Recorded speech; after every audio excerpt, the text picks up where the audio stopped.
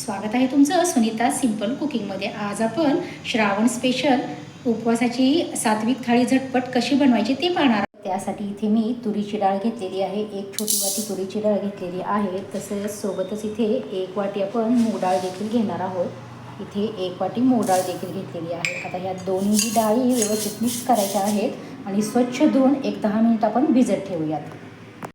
इथे आपली डाळ 10 ते 15 मिनिट मी भिजवून घेतलेली आहे आणि तांदूळ देखील स्वच्छ धुवून घेतलेले आहे। त्यामध्ये आता आपल्याला एक फुलपात्र तांदूळ घेतलेला आहे, एक ग्लास आपण पाणी घालूयात। इकडे मी गॅसवरती कुकर ठेवलेला आहे गरम करायला। आता त्यामध्ये आपल्याला मीठ घालून घ्यायचं आहे, एक चमचाभर मीठ घेतलेलं आहे, ते व्यवस्थित मिक्स करून घेऊयात। ते व्यवस्थित मिक्स झालेलं आहे। आता यावरती एक झाकण ठेवायचं आहे। सोबतच इथे डाळ ठेवलेली आहे, त्यामध्ये थोडंसं हळद घालून घ्यायची आहे, हिंग थोडा घालून घ्यायचा आहे, अगदी थोडंसं तेल घालून घ्यायचं आहे। तर यावरती एक झाकण ठेवूयात आणि आपण कुकरच्या साधारणतः 3 ते 4 शिट्ट्या आपण करून घेऊया।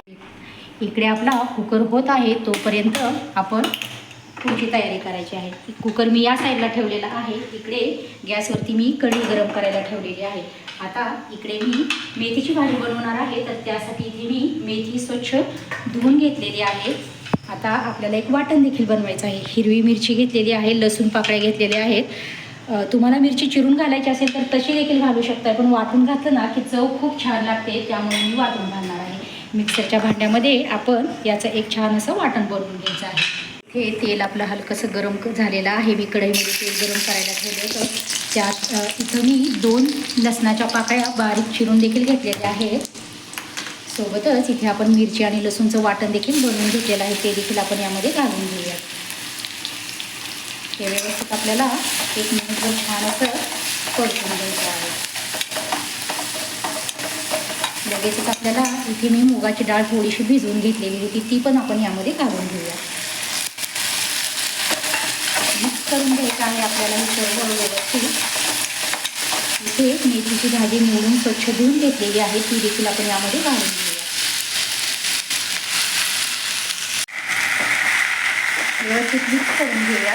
मीठ घालायची लगेच घाई करायची नाही आपल्याला, कारण भाजी एक वाफ आली ना की जरा खाली बसते, त्यामुळे मिठाचा अंदाज चुकण्याची शक्यता असते। तर त्यासाठी इथे आपण 1 मिनिटभर ही भाजी वाफवून घेऊया। यावरती एक झाकण ठेवूया आणि 1च मिनिटभर आपण ही वाफवून घेऊया। इथे 1 मिनिटभर झालेला आहे, आपण पाहूयात।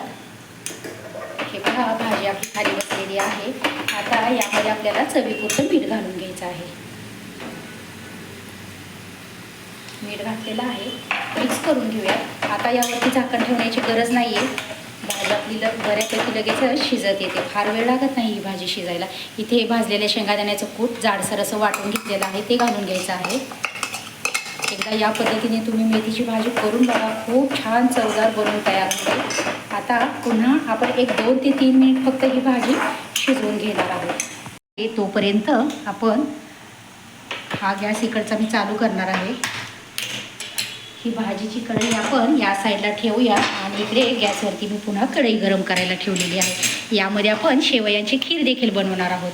इकडे आपला कुकर होत आहे आणि भाजी देखील आपली शिजून होत आलेली आहे। तोपर्यंत गॅसवरती मी कढई गरम करायला ठेवलेली आहे, त्यामध्ये आपल्याला सुरुवातीला थोडंसं अगदी तूप घालून घ्यायचं आहे। 1 छोटा चमचा मी तूप घेतलेला आहे, ते घालून घेऊया। इथे ड्रायफ्रूट्स घेतलेले आहेत, काजू, बदाम आणि मनुका घेतलेले आहेत, ते आपण यामध्ये घालून घेऊया। श्रावणातल्या सोमवारी काही ना काही तरी गोडधोड बनवावं लागतं नैवेद्यासाठी। आज आपण झटपट असं श्रावणातल्या उपवास सोडण्यासाठी सात्विक थाळी सोप्या पद्धतीने बनवत आहोत। आता हे ड्रायफ्रूट्स देखील आपण या एका प्लेटमध्ये काढून घेऊया। ड्रायफ्रूट्स काढून झालेले आहेत। इथे मी शेवया घेतलेल्या आहेत, ह्या गव्हाच्या शेवया आहेत। आता या देखील आपण तुपावरती छान अशा 1 मिनिटभर अशा मीडियम गॅसवरती भाजून घ्यायच्या आहेत आणि आपण एका प्लेटमध्ये त्या काढून घेऊया। त्या लालसर झालेल्या आहेत, एका प्लेटमध्ये आपण त्या काढून घेऊया। इकडे याच कढईमध्ये जास्त पसारा न करता आपण 1 फुलपात्र मी साखर घेतलेली आहे। इथे साखर आपल्याला हलकीशी अशी पसरवून घ्यायची आहे। साखर आपण हलकीशी पसरवून घेऊया। इकडे साईडला मी दूध देखील हलकंसं कोमट करून घेतलेलं आहे। बारीकच गॅस ठेवायचा आहे, आपल्याला साखरेचं कॅरेमल करून घ्यायचं आहे। इथे आपलं साखरेचं कॅरमल छान असं बनवून तयार झालेलं आहे. खूप काळं पण आपल्याला करायचं नाही, याच पद्धतीनं करायचं आहे. आता आपण यामध्ये दूध घालून घेऊया.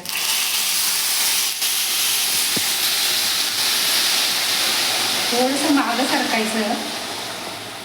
सुरुवातीला हे आपल्याला या पद्धतीनं साखर आपली अशी दिसेल, पण हळूहळू करून ही साखर पूर्णपणे मेल्ट होणार आहे. यामध्ये जेवढं आवश्यक आहे तेवढं आपण यामध्ये दूध घालून घेऊयात खीर बनवण्यासाठी.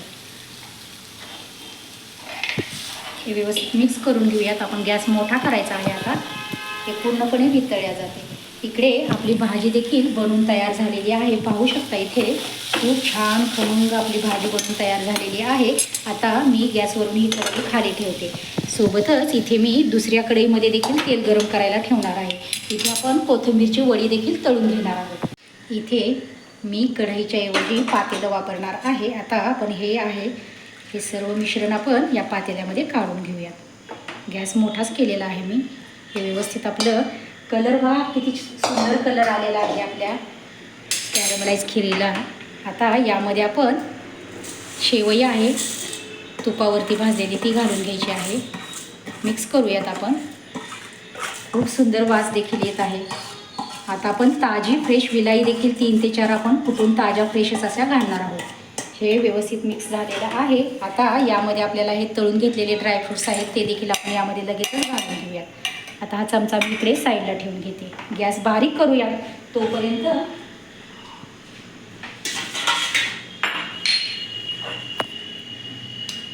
हे ताजी फ्रेश आपण विलायची देखील कुटून घेतलेली आहे, ती देखील आपण यामध्ये घालून घेऊयात. याच्यामुळे ताजं फ्रेश वाटण, ताजं फ्रेश विलायची असं काहीही ताजं फ्रेश वाटून घातलं ना की चव खूप छान लागते. इकडे आपली खीर होत आहे तोपर्यंत इकडे गॅसवरतीचं तेल देखील आपलं हलकंसं गरम झालेलं आहे. त्यामध्ये आता आपण या वड्या घालून घ्यायच्या आहेत. आपल्या चॅनलवरती मी कोथिंबीरच्या वड्या देखील दाखवलेल्या आहेत. 2 दिवसापूर्वी व्हिडिओ अपलोड केलेला होता. खूप खमंग कुरकुरीत अशा या वड्या बनून तयार झालेल्या आहेत. आता ह्या वड्या आपण एक एक करून तेलामध्ये सोडून छान अशा तळून घेऊया. तोपर्यंत आपण इकडे वरण करून घेऊया. इकडे गॅसवरती मी एका पातेल्यामध्ये तेल गरम करायला ठेवलेलं आहे. सर्वात अगोदर आपल्याला त्यामध्ये लसूण घालून घ्यायचं आहे, कारण तेल चांगलं गरम झालेलं आहे. लसूण जरा व्हायला वेळ लागतो. अर्धीच हिरवी मिरची घेतलेली ती घालून घेते. कढीपत्ता अगदी थोडासा होता माझ्याकडे, तो घालून घेतलेला आहे.